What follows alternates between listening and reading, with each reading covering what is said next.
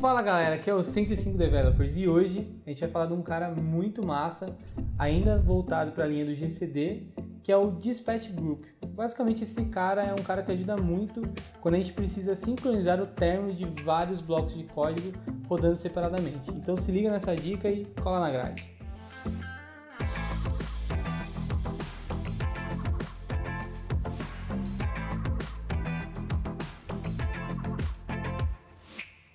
Fala galera, suavidade! Hoje nós vamos abordar um cara muito interessante que é o Dispatch Group.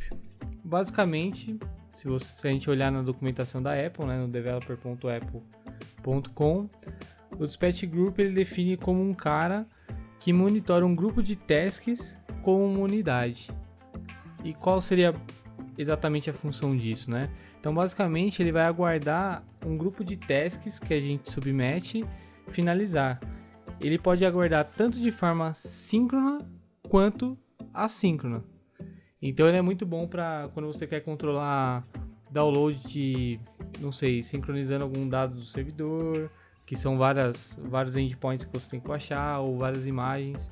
Então ele fica a critério da sua criatividade, né? Mas basicamente a função dele é essa. Ele vai olhar para um grupo de tasks como se fosse uma unidade e ele consegue te notificar de forma sync ou async quando elas acabarem, beleza?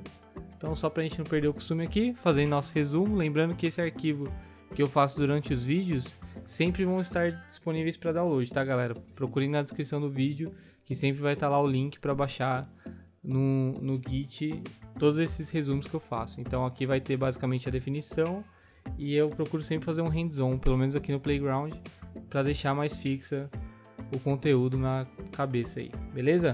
Então bora lá no nosso resumo rapidinho.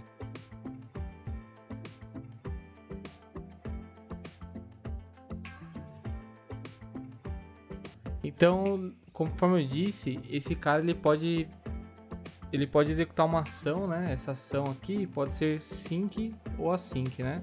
Quem não sabe muito bem o conceito ainda de síncrono ou assíncrono, eu aconselho a dar uma olhadinha no vídeo GCD 101 que eu gravei. Ele é um pouco mais longo, mas ele passa por todos esses conceitos, sobre a diferença entre sync e async, dentre outras coisas do próprio GCD, né? São conceitos que a gente precisa saber quando a gente quer trabalhar com programação concorrente. Então, se você tem alguma dúvida sobre esse tipo de informação, dá uma olhada lá, que eu tenho certeza que vai esclarecer bem para vocês, beleza? Então, assim, o Dispatch Groups ele é um cara bem simples, ele basicamente só vai fazer isso mesmo. Ele não tem nada mirabolante por trás, nem um monte de fila, nem nada mais. O lance mesmo dele é como a gente vai executar ou não a ação quando terminar todas as tasks, né, de executarem. Então basicamente ele tem uma forma sync e async, como eu disse, e a forma síncrona ela tem duas formas, né? Ou você espera terminar de vez, só que daí ele vai travar a thread onde você está. Ou então você dá um timeout. Você fala, ó, espera esse cara terminar por 5 segundos. Esse cara, quando a gente usa esse método wait do Dispatch Groups, basicamente ele vai aguardar por aquele tempo e ele retorna um enum, né? Que tem dois estados, que é o timed out ou success. Então, com base nisso, a gente consegue saber se todas as tarefas terminaram ou não dentro daquele tempo que a gente quis. Então isso ajuda bastante também. Se você tem um timeout mesmo que você quer respeitar, você usa esse cara. E se não der tempo, você pode enviar uma mensagem, cancelar a task, dentre N outras coisas que você pode fazer. E a forma síncrona é isso, ele espera mesmo, né? Basicamente ele vai esperar todos os caras finalizarem. Beleza? Então, dito isso tudo, vamos fazer aqui um hands-on agora, rapidinho. Eu vou codar aqui um pouquinho alguns métodos exemplificando tanto a forma síncrona quanto assíncrona pra gente dar uma olhada, beleza? Então, bora codar um pouco.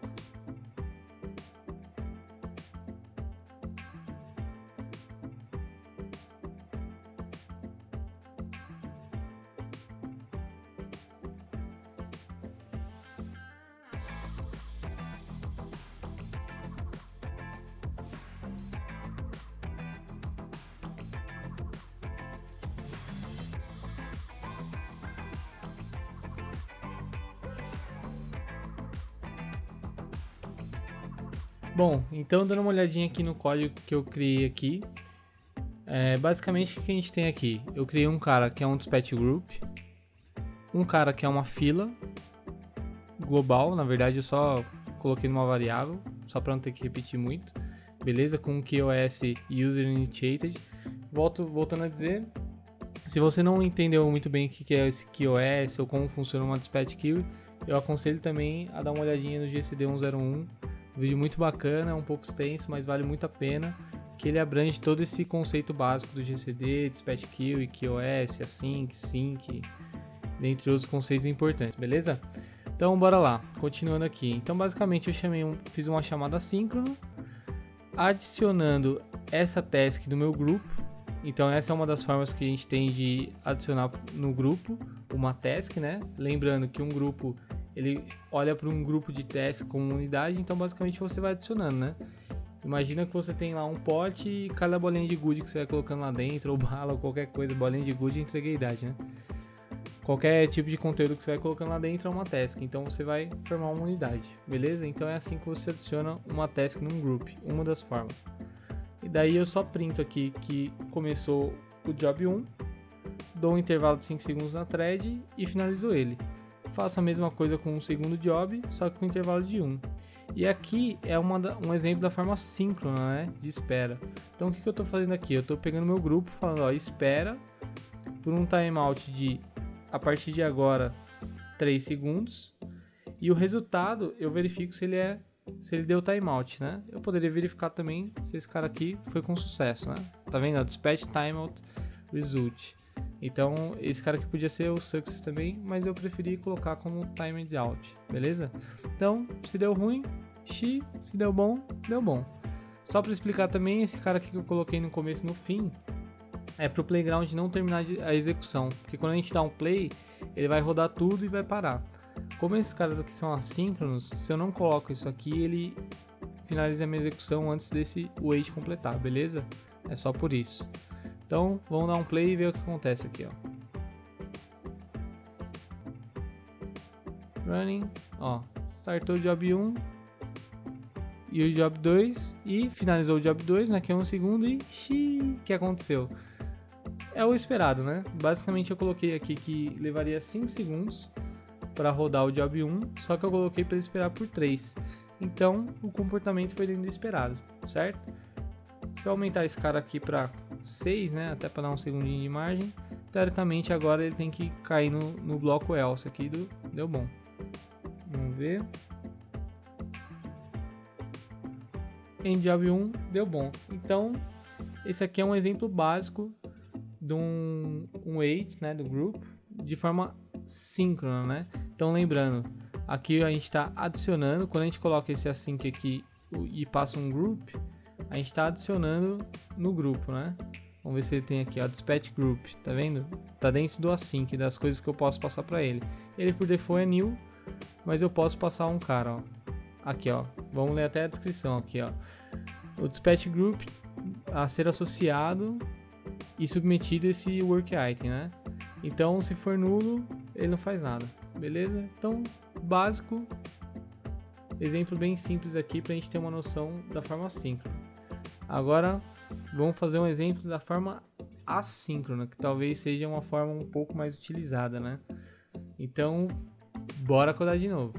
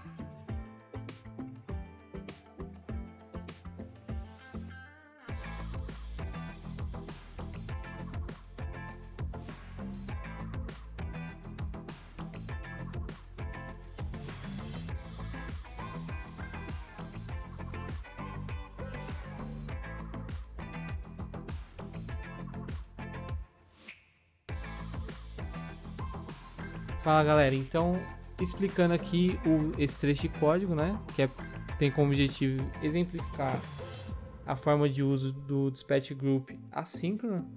Basicamente é um trecho de código bem simples, onde eu tenho uma base URL, alguns IDs, e eu vou percorrer esses IDs para montar uma URL e fazer um download de imagem e adicionar nesse array de imagens aqui, beleza?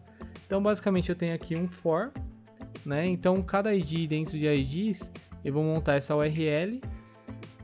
Esse cara aqui, o group enter, esse cara aqui é que vai dizer que essa task que vai ser executada está dentro do grupo. É a mesma coisa que eu ter feito essa queue .async e colocado esse group aqui. É a mesma função, vai ter o mesmo efeito, ele vai adicionar essa task dentro do grupo, beleza? Aí aqui eu vou ter a minha task, né, o URL session, sem segredo nenhum, nada demais. E aqui dentro do defer, para quem não sabe, o defer é um cara que vai ser executado sempre, então ele é sempre ao término desse bloco aqui, então ele é muito utilizado quando você não quer esquecer de fazer uma ação, né? Então, em vez de eu pegar esse group leave e escrever aqui embaixo, que eu posso esquecer, eu coloco aqui dentro dessa closure aqui do defer e tudo que tiver aqui dentro vai ser executado ao final desse bloco, beleza? Então, basicamente, esse group leave, ele vai falar que essa task foi finalizada, certo? Então, ao finalizar, se o contador estiver em 0, ele vai notificar aqui o grupo do final da execução de todas as tasks, beleza? Então, recapitulando, group enter, vou falar que essa task entra no grupo. Group leave, estou falando que essa task já foi executada. Fechou? Então, com o término disso, o que vai acontecer? Esse group notify vai ser executado. E o que é legal desse group notify é que você pode escolher uma queue onde você quer executar o bloco que está dentro dela. Então você poderia colocar aqui a main, que eu não aconselho muito, né? Mas tudo bem. A main, uma das filas globais, qualquer fila que você queira. Então vamos exemplificar aqui de uma forma prática no mundo real, né? Então já teve um aplicativo onde eu utilizei esse cara, onde basicamente antes de iniciar o app eu precisava sincronizar várias informações. Então eu precisava baixar do endpoint cores, do outro endpoint formas, do outro endpoint tipos e assim por diante. E como cada um estava no endpoint, né? Basicamente eu tive que fazer chamadas similares a essa do URL session. Eu usei o group, que foi muito interessante. Então esse é uma forma de uso bem interessante desse cara.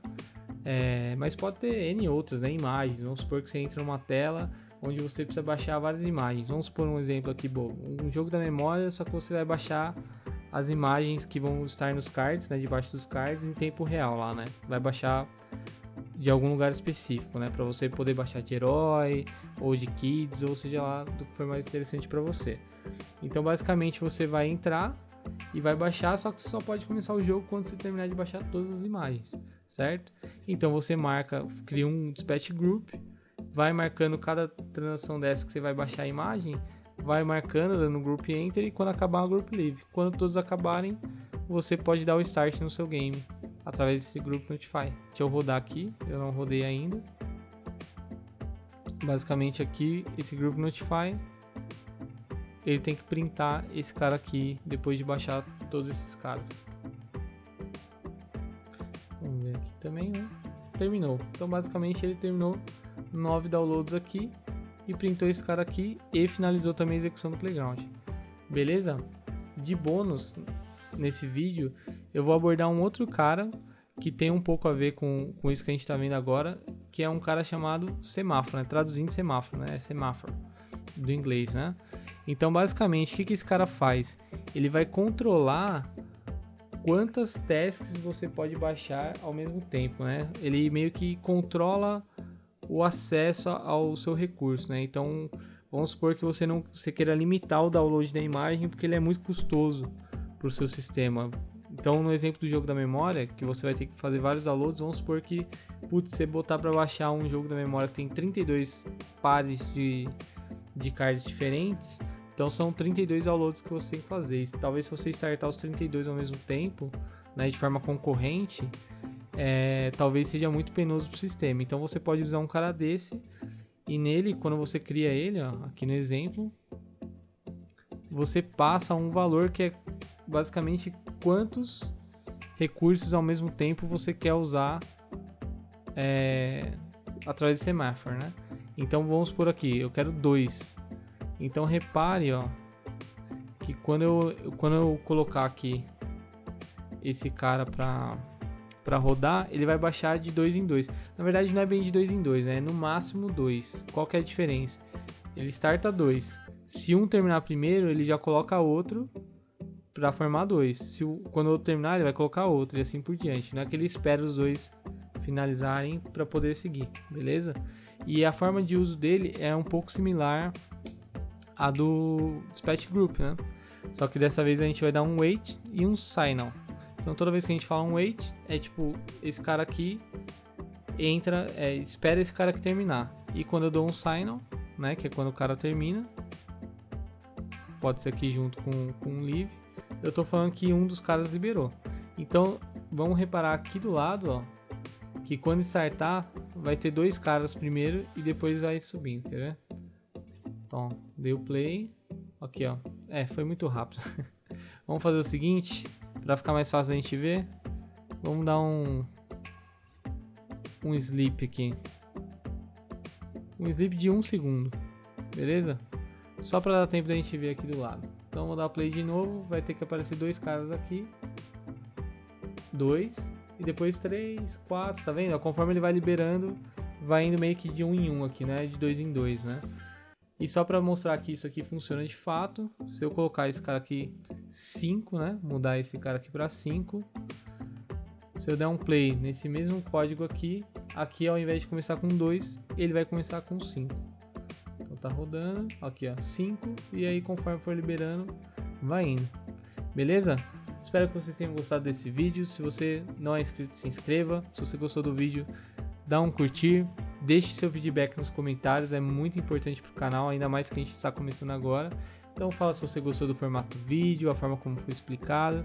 Deixe a sua opinião aí embaixo que a gente vai ler. É nóis, valeu, falou!